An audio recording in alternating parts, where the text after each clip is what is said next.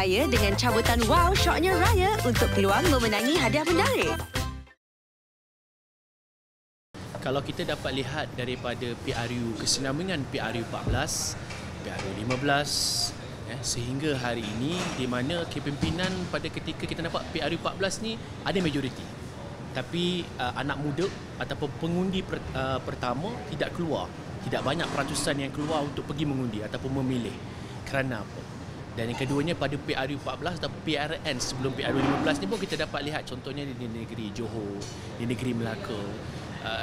Apabila kerajaan pada ketika itu ataupun pemimpin politik pada ketika itu sangat yakin di mana anak muda akan keluar, ramai anak muda akan keluar untuk turun mengundi untuk memilih siapa pemimpin yang sepatutnya untuk memegang tampuk kepimpinan yang akan datang.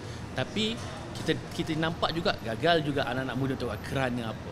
Kerana yang pertama sekali kalau kita dapat lihat contohnya kita dapat lihat tengok macam contohnya di luar negara. Bagaimana sistem yang luar negara buat.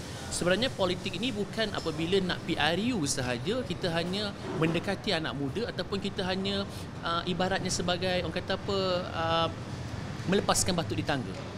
Kerana apa? Kerana kalau melepas batu di tangga ni hanya kita ni bersifat retorik saja. Kita bercakap kita kena dekat dengan anak muda. Kita fight lah dekat parlimen tu, fight pasal umur 18 tahun ni. Gila-gila ni sampai had umur belia pun nak diturunkan sampai ke 30 tahun, 25 tahun sampai ke 20 tahun ni di-fightkan gila-gila. Tapi adakah kita nampak dan kita faham di mana contohnya di luar negara. Mereka bermulanya tentang sistem politiknya adalah melalui pendidikan.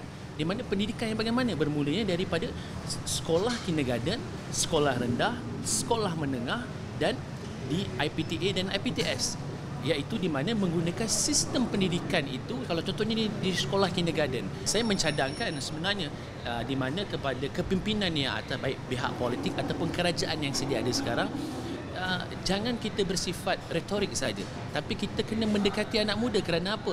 Daripada PRU 14 sampai ke PRN sampai ke PRU 15 kita nampak inisiatif untuk bersifat untuk kita mendekati dengan anak-anak muda, untuk kita memahami anak muda apa yang mereka nak, dan sifat untuk mereka ni faham tentang politik pun tidak ada.